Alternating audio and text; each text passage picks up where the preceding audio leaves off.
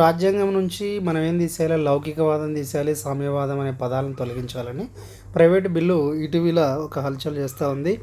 రాజ్యాంగం నుంచి అంటే కాన్స్టిట్యూషన్లో నుంచి సెక్యులర్ అనే పదము, సోషలిస్ట్ అంటే సామ్యవాదం అనే పదాలను తొలగించాలని ఒక ప్రైవేట్ బిల్లు రాజ్యసభలో ప్రవేశపెట్టిన భాజపా ఎంపీ అని మనం చూడొచ్చు. ఇందులో ఎందుకు ఇంపార్టెంట్ అంటే ఈ పాలిటిక్స్లో వెరీ ఇంపార్టెంట్.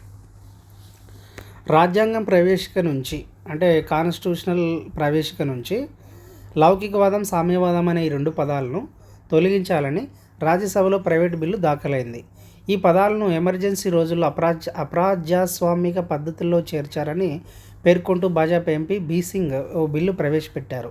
ఈ పదాలు రాజ్యాంగంలో మొదటి నుంచి లేవని, తర్వాత చేసిన మార్పుల వల్ల చాలా సందర్భాల్లో అయోమయం ఎదురవుతుందని బిల్లులో పేర్కొన్నారు. మొత్తానికి ఈ భాజపా ఎంపీ బీ సింగ్ ఏం చెప్తున్నాడంటే, ఈ పదాలన్నీ కూడా అప్రజాస్వామిక పద్ధతిలో అంటే ప్రజాస్వామ్య పద్ధతిలో భారత రాజ్యాంగంలో ప్రవేశికలో చేర్చినటివి కాదు.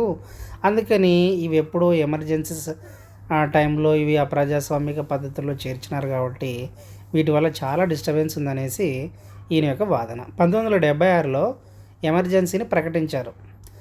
అప్పటి ప్రతిపక్ష నేతలు అంటే అప్పటి ఆపోజిషన్ లీడర్స్ ఉంటారు కదా, వాజ్పేయి, అద్వానీ, జడ్జ్ ఫెడ్నాస్ తదితరులు జైల్లో ఉన్న సమయంలో 42వ రాజ్యాంగ సవరణ ద్వారా ఈ పదాలను ఇందిరాగాంధీ జరిపించినాడు. ఇందిరాగాంధీ ప్రభుత్వం ఇప్పుడు 1976లో వీటిని తీసేసి రాజ్యాంగ నిర్మాతలు రాసిన అసలు ప్రవేశికనే కొనసాగించాలి.